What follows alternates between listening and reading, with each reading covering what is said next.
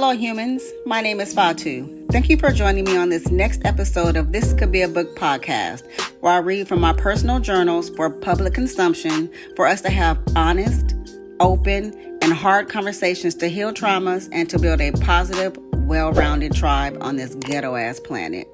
Enjoy! Get up, you're gonna make us late for church. Shit. I overslept. Why didn't my alarm go off? I noticed that she wasn't dressed either. She too overslept, but that too was probably my fault. Anyway, I jumped up and moved like I was the Flash getting ready for church. I was able to shower, brush my chiclets, and get dressed. It would seem like 5 seconds. I had to be fast so she wouldn't have to wait on me. Well, we don't have time to eat anything because, of course, I overslept, and I got to hear all about it on our drive to church. How irresponsible I was. That I overslept on purpose because I stayed up late the night before listening to music, and she could bet me I had to study my Sunday school lesson for that day. And it was valid because I hadn't. It was like any other Sunday with a little extra seasoning because I overslept and made us late. It was a smooth traffic ride on the way to church. The roads were clear, and it seemed as though we were 2 of maybe 50 humans roaming the world. She made mention of how lucky I was that the roads were clear and how we were making up time. In my mind, I was screaming, "Fuck you," and "fuck church too." It was like church meant a lot to me, but it was a source of my unhappiness. Anyways, being made to go with her because she had a meeting, Bible study, youth choir, youth usher board, or simply just showing up and helping out for something was supposed to keep me close to God because, I over 100% hated church at that time. The fake ass humans. Oh, sorry, y'all. Life happens. Okay. I guess keeping me at church was supposed to keep me closer to God because, I guess if you go all the time and get you got, I don't know, but I 100% hated church. The fake ass humans that attended church, having to spend my entire Sunday at this building, listen to the same information given out at 2 different services. As if I didn't hear what was going on from the first to the second, but still getting in trouble at the second one from listening to the same shit that happened in the first service. I thought multiple service was to accommodate people's schedule, to receive the word of whoever wrote the Bible to keep us blind while saying it's the teachings of God. That slave master type of energy. Anyway, I digress. We pull up to the church and nobody was there. Do you hear me? Nobody. It was a ghost town. The neighborhood that the church was in was also quiet. I got hella excited thinking that church was canceled and we just hadn't received the call. But no, it was daylight savings time. And time had moved back an hour, so we didn't oversleep. We were just fucking early. Did she apologize? Nope. She said, well, let's go have breakfast and come back. Black mothers don't apologize with words. They feed you that, and that's supposed to make everything better. Just to put it out there, it did not. When I became adult and moved away, I would call her when time was going to change and we were losing an hour to make a joke. But it wasn't funny now or then. It was a way for me to remind her how fucked up that it was, wrapped in a joke so that I wouldn't get cussed out. I hadn't just yet started standing up for myself. So, hello humans, I'm Fatu. And I'm Dana. What's interesting is that when I picked this specific reading, I didn't realize that time was changing.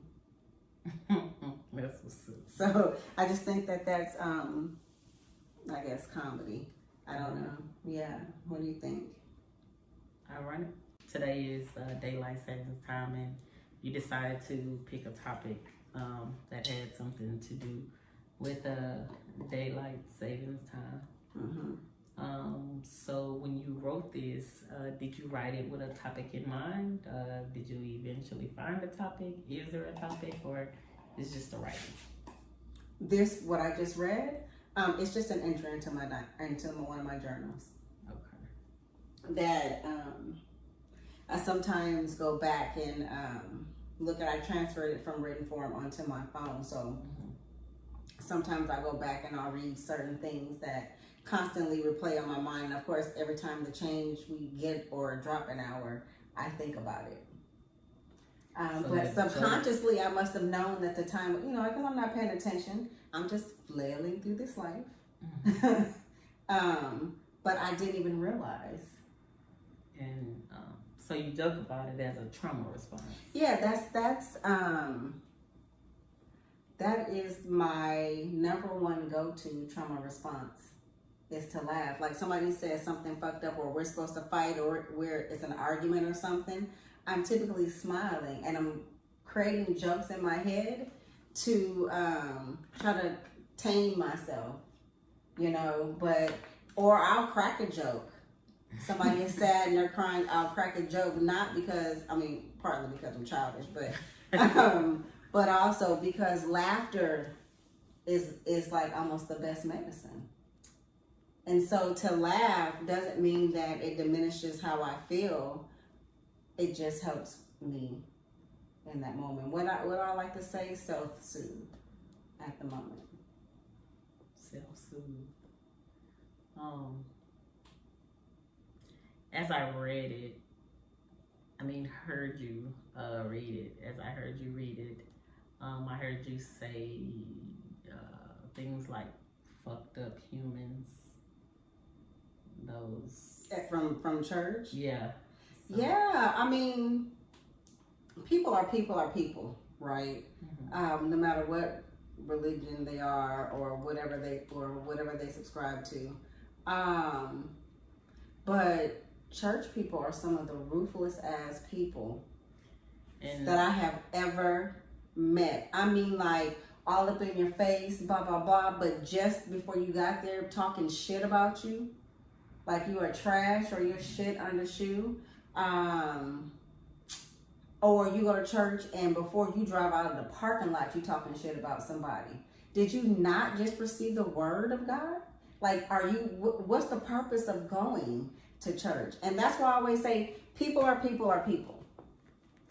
We could argue that it's Christianity, and in part it could be. Because I think it's almost, I almost want to say it's a disloyal religion. And what I mean by that is, when I think about how it was taught to us forcefully, and so a lot of it during the slave times, people were made to go to church, and then you only read the portions that benefit you. And so when you look back at that mentality and you deal with a lot of Christians now, they deal with it from that mentality. I'm only going to use my benefit, how it benefits me, and may flip the word of the scripture around to suit what their need is, even though it's not the full truth. And that's what I mean by disloyal. Being a Christian, my first thought is that could be the way that many religions are viewed. Oh yeah, no one is no. It's not. It's people are people. Okay.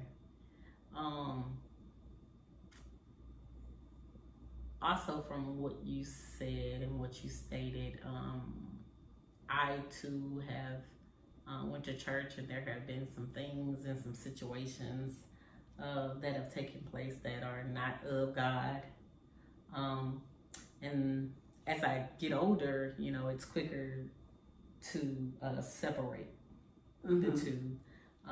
People who truly have a desire to live right, be right, and serve God right, versus those that are oftentimes just simply young in Christ. And when I say young in Christ, it has no age. Well, no. Like, you can be literally going to church for 20, 30 years and still be the same an infant, because your mental isn't growing. Your unconditional love isn't growing. Your compassion isn't growing. Your grace isn't growing. Giving people mercy and grace is it's definitely in lack. And I can say that as someone who has lived many different stages of Christianity. Every time there's a topic about Christianity and church people hurting people, the first thing that pops into my mind is when I first went to GGCFBC, Greater Greens Point Community Fellowship Baptist Church. Oh my God. And I had such a zeal for Christ because this is when I learned about God for myself. And I started to begin to have a religion and a relationship with him for myself. It wasn't because, my mom went to church and my grandmother went to church before her and that's just what our family did. It was me and my relationship. And I've seen it. I've been that person like, you're doing wrong. That's not of God. You're going to hell and, all of that. And then as I grew in Christ, my grace grew, my mercy grew, my compassion. People are quick to say, we all are quick to say, I think, don't pray for patience. Oh my God. However, I found myself asking God to enable me to love unconditionally the way that he does. I'm not capable. I'm not capable. Oh my God, like that. Because it's so interesting. Like I'm so often reminded when I'm going through something or I'm thinking about something or somebody in a situation, and I just hear the little voice saying, "That's not unconditional. Like you're loving with conditions." And that just automatically reminds me of how many people see marriage. Oh, and how they see staying in monogamous relationships and marriage. Like there are so many things that could easily break that tie that people have decided to have with one another. I hate that you hurt because of things that so-called Christians have done. I hate that it caused you to hate Christianity. Well, to be fair, my dislike started before I even was aware of the backstabberies. The situation where, we're in Sunday school and we're learning, and I asked the question, if Jesus said that he's not God, why do you say that he is? And then I got slapped and was told, you don't question God. And so in my mind, I'm like, well, if I don't know, the only way to know is ask a question, right? And so even being little, my mind was even working like, make this make sense to me. Like if I'm supposed to have my own relationship just because my mom or my dad or my grandmother or my sister or brother, whoever it is who told me I gotta believe, it means nothing if you don't know for yourself. Yeah. And so asking questions is how we get to know. And so and then knowing that it's not like I could go and tell my mom that this happened because then she can be mad at me because I embarrassed her at church.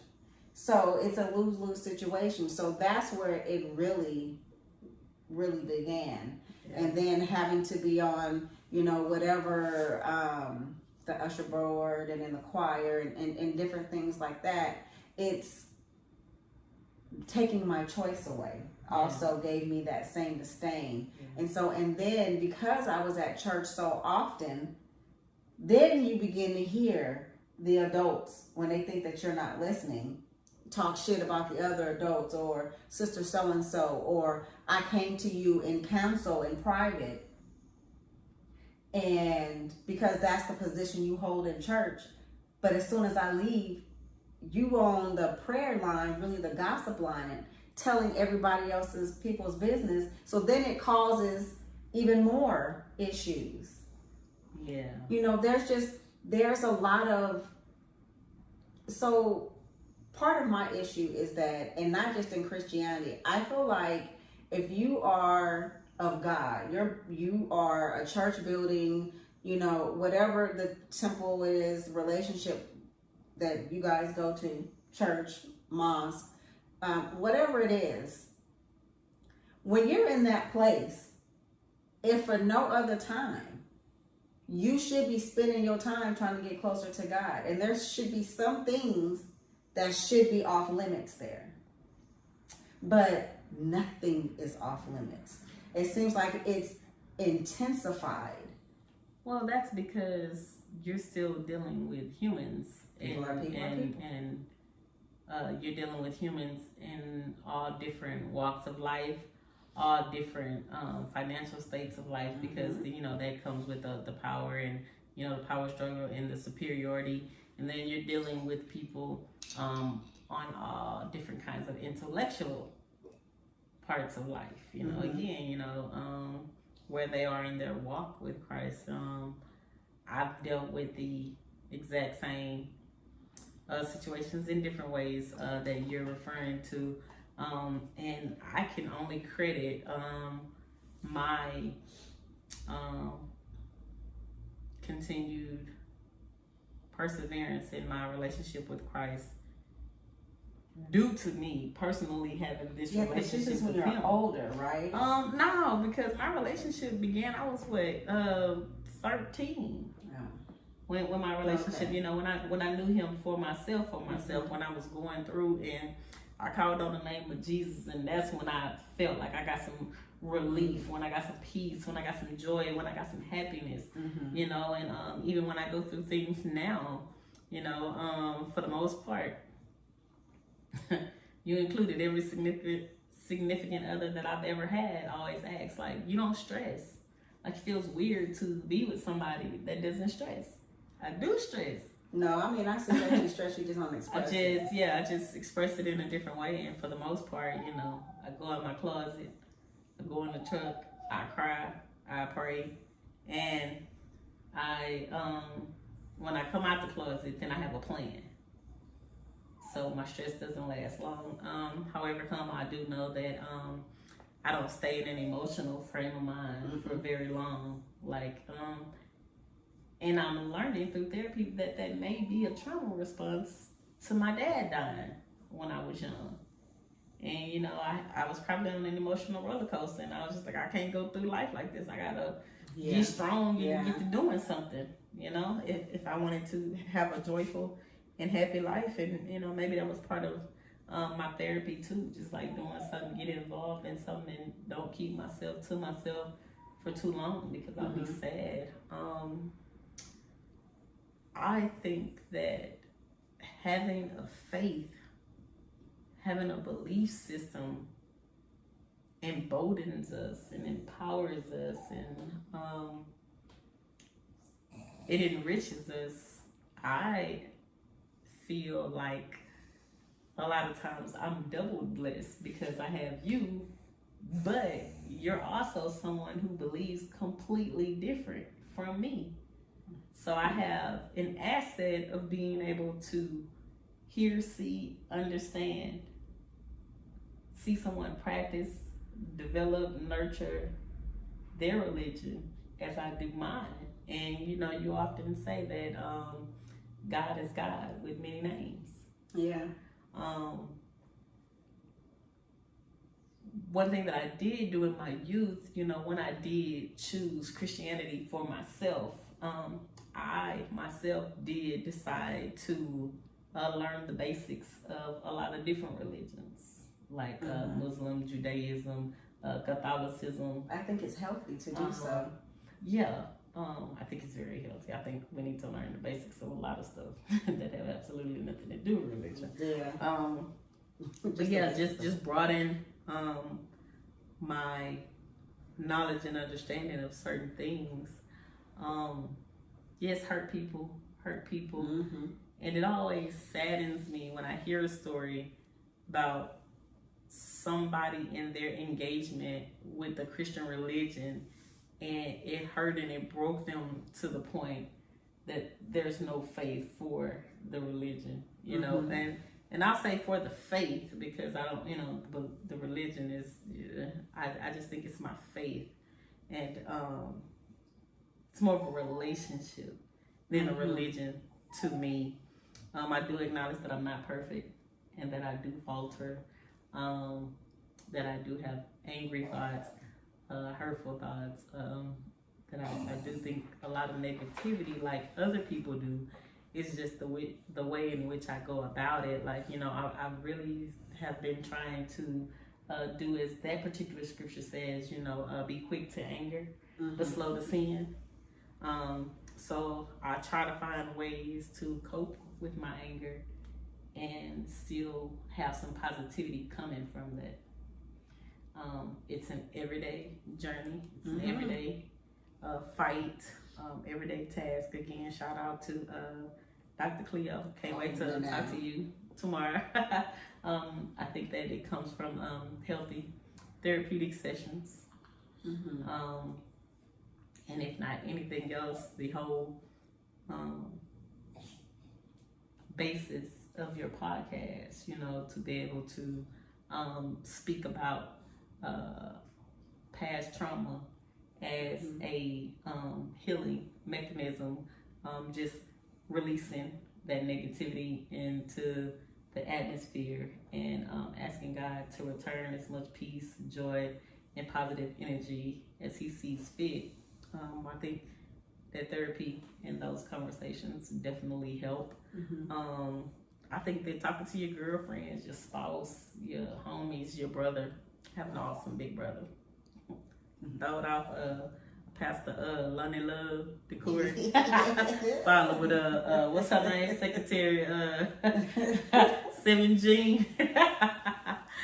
Yeah, so yeah, when you have a loyal brother, big brother like I have, I'm blessed in so many facets of my life, and I do not take it for granted. There are so many people that are my counselors in my life, and I just think that, you know, that's that iron sharpening iron, Ubuntu part of life as well, that, you know, we talk to our tribe and our circle, our family, and, you know, those that we deem as our family and friends, and they hold us accountable.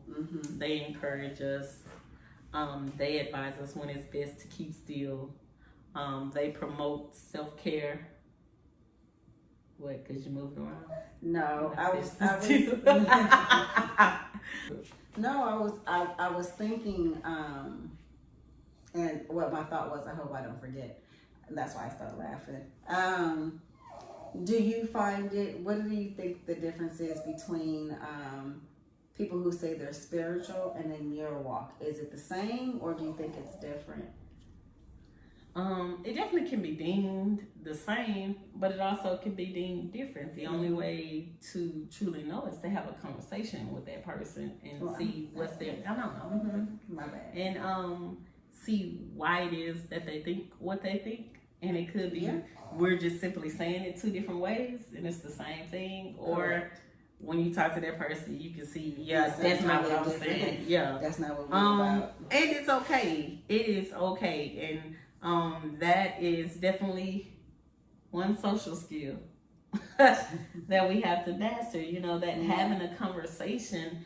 And, you know, to me, I really don't like when people say, we just don't agree to disagree. Because to me, I feel like you're trying to shut me up. Not necessarily. No, because we can agree to disagree doesn't mean I want you to shut up. It just means that it doesn't matter how much longer you continue to talk. Right. I'm still going to be of my belief, and you're still going to be of your belief. If you just want to blow hot air, you can continue to do so. I don't want to blow hot air, but I do. I love to hear. A healthy debate. I want to hear. I want you to refute what I'm saying. You know, I don't like yes people. No. I don't want people always agreeing with me, thinking my ideas are so awesome, so amazing, so incredible. Every time I say something out my mouth, and when I'm spewing trash, it's never Man, what are you talking about? Like, where you get Yeah, that that from? That makes had to be sense. from some Wikipedia kind of mess, because that is not the truth. Instead of just be like, yeah, do that. That's great. That's awesome. Like, now, check yourself, Dana. You need to settle down. Like, you was wrong. That wasn't right. Or, no, that's a lie, dog. Like, that ain't happen like that. How many conversations have you had with someone who says, I'm spiritual? Well, it doesn't come out quite like that on spiritual. Right, but just on that level. I would say What you gotta hear? More than less. Once I passed the 25-year mark, I started having more of the, I'm spiritual and this is what I believe, versus my religion. It's so hilarious though, It comes with that growth, maturity. I remember when I was teaching backyard Bible school during the summer. Backyard Bible school? Yeah, How old? yeah, I had to be like 14, 15, because we would go to Laterno University and learn these wordless books, and we would come back and teach the kids. La la la la la. So I said all of that to say there was this kid. Every time we would go during the summer, our last week, we would be able to go to the mall. And when I was young, I was really into hats, and I had got this cool Adidas hat. I still haven't seen an Adidas hat like this since then. And I thought he was like so cute because we were discussing religions, and he was like, "I'm not Christian, I'm Baptist." And I was like, all right. So we got ready to come back to Houston. He was like, I'm gonna miss you. And he was like, can I have your hat? And I was just like, ooh, oh Lord Jesus. And I ended up letting him have my hat. I had to do it. He was just too cute, and that just stuck with me. And I let him have my hat, my Adidas hat. It was like $38. Did you ever hear or see him again? No. There have been many instances of I feel like I've seen this person just for that moment, just for that time. Yeah. By design, yes, absolutely. My closest friends were definitely ordained. The situations were ordained. My best friend, I met her in Job Corps. I had a high school diploma. I didn't need to go to Job Corps, and I felt like I was there for that 3 weeks to meet her, and that's it. My sis from the Air Force went there for boot camp, got hurt, came home, and she told a story about being in Florida, feeling like she wasn't gonna live because of the situation, and because of our connection, she ended up coming here and is living an extremely prosperous life. Timing. Yeah. Met her by happenstance, and when I very first met her, she just told me the other day too, she had the same chastisement. She said that God put it on her heart that we were supposed to connect. And we did when we first saw each other. We were just in there trying to correct some stuff with the census. And we both left that meeting. And as soon as I crossed the threshold of the door, like my heart, I felt like I got a shot. Like I was, like, oh my God. And he was just like, that was a chance. That was an opportunity. And I, had to ask for forgiveness. But it came back around because it was supposed to. But that's what I said. I said, oh God, please forgive me for not taking advantage of this opportunity. Yeah.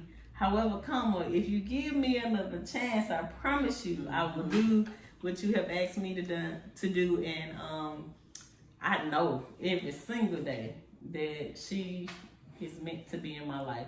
Because she is definitely one that will hold me and hug me when I'm sad and when I'm feeling down, and that will keep me gritted when, I'm all emotional and stuff. But she will be like, come here. Yeah, let me talk Don't do that again. Yeah. Straight up, no long story, you were wrong. How does, across your friendships, does religion ever come up? And, like, do you know what the thought process and belief of each person has? Or do you think you're along the same lines? It definitely comes up because, we're always talking about our faith in some kind of way, whether we're thanking God for something, we're being grateful to God for something, we are praying for one another, seeking guidance, seeking assistance, when I went to CC wedding, her grandma remember, no, it was her bridal shower, and her grandmother remembered me saying, we all had to get in the line and give CC some words of wisdom. And this lady right in front of me, she was just like, find you one friend to talk to about what's going on with you and your husband. Just all you need is one. Not interrupted. I was like, no, ma'am. CC, you don't talk to nobody about what's going on between your husband. That's between you, your husband, Lord, and the devil. And her grandma said, the devil too, baby? Yes, ma'am. The devil too, baby. The devil can hear your prayers. Yeah. So, shoot, no, you don't talk to nobody about your husband. Why do you think stuff gets dangled in front of you? Because the devil knows. We get into an argument and now we doing good and my mama's still mad and my brother's still upset at what you did to me. So no, it ain't meant for you to tell. That's supposed to be between you, the Lord, and the devil. And at the end of the day, your faith should overcome anything and everything that you go through. Because again, we are helpmates. Yeah. You know, you come 100, I come 100, and we assist each other in I hate that 50-50. living our purpose. I don't want to be 50% of a person. It's like I can't wait to get my tattoo now, so I can be like, yeah, that right there, that's love, y'all. That ain't it. What's the tattoo? I don't know off the top of my head. And that's not even where you're getting it. Well, I thought about getting it on. Oh yeah, I want to get it on the back of my leg. My bad. Or on the side. Either way, one of those places. What else messed up? So yeah, it's interesting to hear your story, but what's exciting now to me is like I'm into hearing everybody's perspective about the same thing because there's one situation, there were 8 people involved, and there are 8 different stories of what took place. Some things are kind of the same, but it's interesting how many things change because of the people who's telling the story in their perspective of the situation. And, but not just that, they're also responding in their own personal trauma response. Right. So even if you can say the same thing, sometimes even 2 different ways. And I have seen where like, you're saying yes, but it doesn't sound like it to the other person, so you're bumping heads until somebody's like, I mean, you're saying the same thing, it's just that no one wants to hear because everybody's trauma response is different, everybody's perspective is different.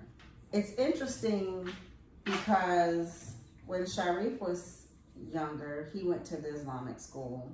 But when he was, I can't remember grade. I want to say it was 7th grade. It may have been 6th or 7th. He had a teacher who was an atheist. So for you guys that are watching for the first time, Sharif is my son. And can you tell us what his belief system is now? Well, I was going to get there. Oh, my bad. Let's mess up. Yeah, player. Pause. I'm done. At that time, I was Muslim, so, you know, that's what we were doing. Because, you know, do what you know. And so he came home one day and he was asking me about it. And of course, I'm pissed. Because why are you trying to... Back then, I was thinking, oh, he's just trying to change all the kids in class to be atheists and blah, blah, blah. But it also was somewhat of a blessing in disguise because I was also able to realize that Sharif wasn't happy in this. And knowing how I felt when I was in that situation, that I never pressured him anymore. But I told him that no matter what you believe, there is only one God. You may have many different names. It's only one God. There is no big boom and stuff went everywhere. That's just not what it is.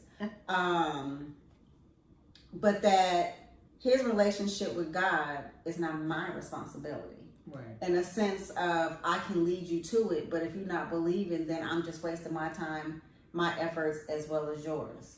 You know, and some kids they will, whatever their parents are and so on and so forth and go down. And there's some kids like me or, you know, who choose what is good for them and what makes them feel like home and what they believe in. And so I have it changes. What Sharif is, I don't mean like it changes, like it's like flippant and he doesn't know. When we have our conversations, from what I gather, he's almost like a 5%. He believes in the oneness of Allah, oneness of God. But he wants to live life how he wants to live life. And because he is my son, I know that rules will turn him off to any religion. One of the things that I know that he studied for a long period of time was being a Buddhist. You know, he had the big fat man, and no disrespect, because I don't know. But he didn't have to be what I wanted him to be or what I was religiously. I just wanted him to believe in the oneness of God and be a good person, because everything else will follow. And so one of the things that made me very proud of him was that, you know, he stood up and said, this is not, you know, I'm not happy with this.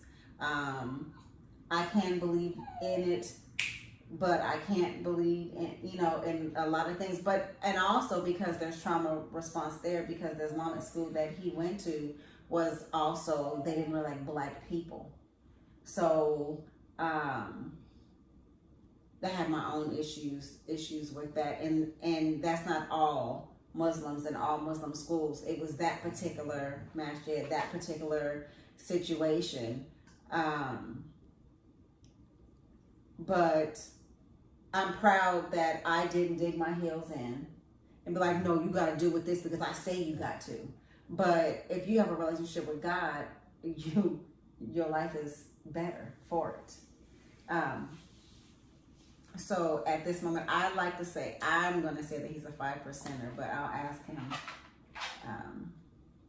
and maybe comment under the video and see what he says. But I know that he believes in the oneness of God, and, you know, he wants to live how he wants to live. As long as he's not murdering, raping, and killing, I'm okay. As a Muslim, what are your thoughts on going to church, like to a Christian church? Would you ever, because of your childhood, go to a church though? No, I mean, if I was invited, I've been to a church. If a friend invited me, and I felt a way about this person, like I cared about their feelings, I would go. I used to say that I wouldn't go to church because I would instantly bust into flames. That was one thing. You know, that whole thing about vampires not supposed to go to church. Anyway, but also I am of the mindset, because I went to church so much when I was younger, that I don't ever have to step foot inside of a church again, and I'm still receiving blessings. You still got perfect attendance. Shit. I think we kind of nick on Man, times that we went to church. And from after that, if I visit someone at church, that's a bonus. Yeah. I'm just making up the rules as I go along, but that's what I'm going to go with. Okay. My experiences for going to church a lot at that time, like as much as I went like 7 days a week, like it was awesome, man. Shout out to Free Indeed, the Palace of Praise, the churches that I went to during those times. And I still have amazing, unconditional, incredible love for those men. There's only one JG3. It's only one E from Z McDuffie. I just need to know, how come everything that you are involved with has all these different letters, and I can't remember all the letters? I don't know. It ain't meant to be. Benny Lee Sanders. Oh my God. That's what's up. Jennifer. Heather. I just think that, circling back, because it's almost time to kind of wind down here, but I still think that it is haaaa. What do you think is that? That I chose that subject without realizing at the time was changing. Now, what I will say is that I know that my body is changing because it's getting ready for Ramadan. We just had this discussion because, you know, my food, that's right too. But we'll carry on. Yes, you. The more I'm not as hungry. Oh yeah. I've been trying to figure out if she on some kind of hunger strike or something, y'all. My body, I mean, because my body knows it's going to be deprived. So it just starts really, I mean, that's just the beauty of when your body is in tune. With your star player. When your body is in tune. With your star self. With this ghetto ass spinning rock. That's what's up. Nobody calls the rock ghetto. This shit is ghetto. What just happened? The ghetto. And the people on the internet I know. don't know what just So happened. anyway, as I was stating, if they go back and watch my Facebook Live with my morning girl, don't kill me. I done said it all wrong. Morning mimosas, Miss Holly. Yeah. Lord, shout out to my girl. And I know that's you're a hater. Anyway, when your body becomes in tune and you let it be in tune, you can tell the differences. So, I mean, I may have subconsciously known that the time was changing and that's why I picked it. I don't know. I just still think it's ha ha ha ha ha ha. But that's like when people used to call me a witch because I would know when it was going to rain. And then when it does rain, I still get really sick. Like when it's raining really bad outside, it's almost like I can feel the world. And I get very nauseous unless I just really kind of hunker down and just go with the feeling for a moment. And then it'll subside. But yeah. So all that to say, after a couple years of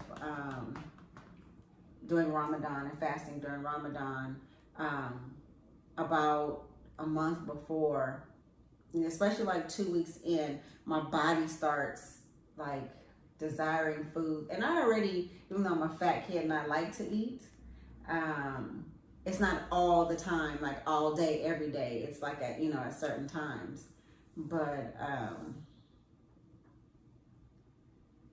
this is going to be a really good Ramadan. Yeah, I believe so. I'm excited. That's what's up. I have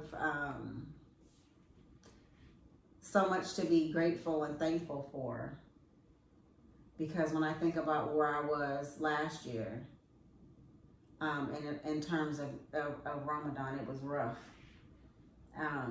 This Ramadan, my emotional state is a lot better. My mental state is a lot better. My spiritual state is fighting through.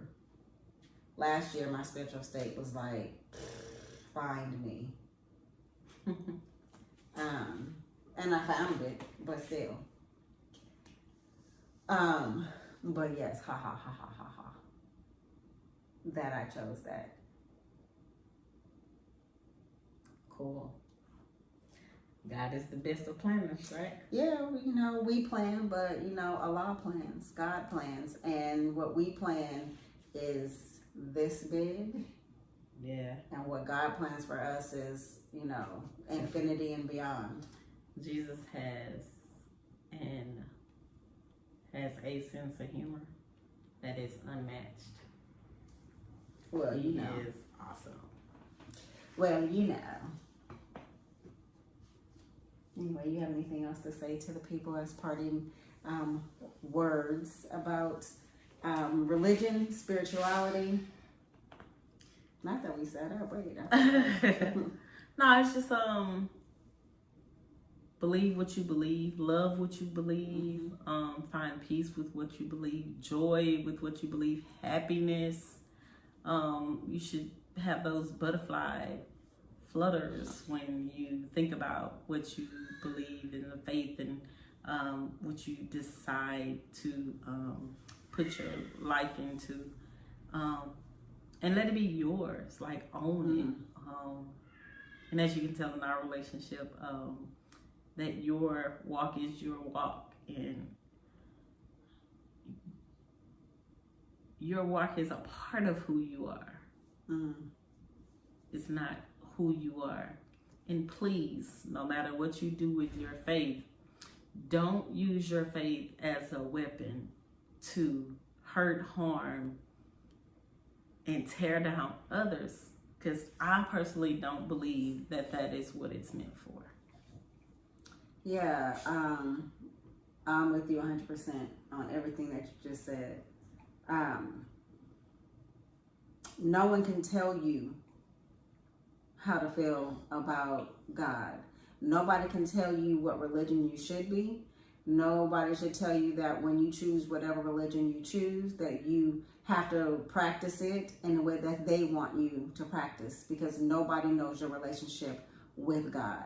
That is between you and between God, because when you are standing and being praised or denied or whatever your belief states, when you're standing on that judgment day, this person that told you you should do this, that, and the third, number one, you don't even know what their sin is that they're being judged for, which could be worse than what you're doing. But you can't say, well, so-and-so told me this and so-and-so told me that, when you are accountable to know for yourself. So if nothing else, learn as much as you can. Even if you don't go to a different religion, you want to stay at whatever religion you were born at. It is very, very, I don't even know what the word is, but beneficial, found it, to know about all religions. You don't have to know everything about every religion, but know a little bit about some in order to ask people questions and not ask them disrespectfully. To be open to whatever that answer is, and to steer your course no matter what. Your course no matter what. And I understand in making your children go to church because you feel that that's the right thing to do. But if your children are protesting, please know they're not learning. They're spending every moment that they're in that church cussing and fighting within them. Within them. You know what I mean? They're not paying attention. They're not learning what you think they should learn because they are digging their heels in and running away. I'm not saying that you ease up and if they don't want to go, you don't have to let them. But maybe they don't want to go this Sunday, but you have to go next Sunday, or whatever the case may be. Give them freedom to choose what works best for them. It may not be when they're 5 or whatever, but definitely if you are holding them as teenagers accountable to be responsible for this, that, and the third, they should also be responsible for their walk with God. Islamically, it's puberty. Because by puberty, you are of the mental to know if you want to do right and wrong and start to be accountable for your walk with God. Okay? Something about the name Jesus. Girl. Oh. That's my Rance Allen interpretation. We're going to let you guys make it at this point in time. It's the sweetest name. Thank you guys. I apologize for the way the shambles ended here, or how this ended in shambles. Thank you so much for joining. I'm Fatu. And I'm Dana. And that's Mazakey. We out. Thank you once again for tuning in. If this is your first video, please stay and watch them all. If you've been here, thank you. Stay and continue on this journey with me. I hope that the words spoken on this podcast reaches whoever needs to hear them. I will leave you with this reminder that I tell myself daily. Verily with difficulty comes ease. We will all have our days or seasons that will range from pitch black to sun ass bright. What we can do to ease our heavy thoughts on those dark days is remembering that at any given second, the sun will come out. Stay positive, rebuke negativity, and keep living. Until next time, my name is Fatu. This is This Could Be a Book podcast. Please like, subscribe, and comment below. Follow me on Instagram, TikTok, Facebook, and of course here on YouTube under the username THIZCUDBABOOK. This could be a book. Bye, humans.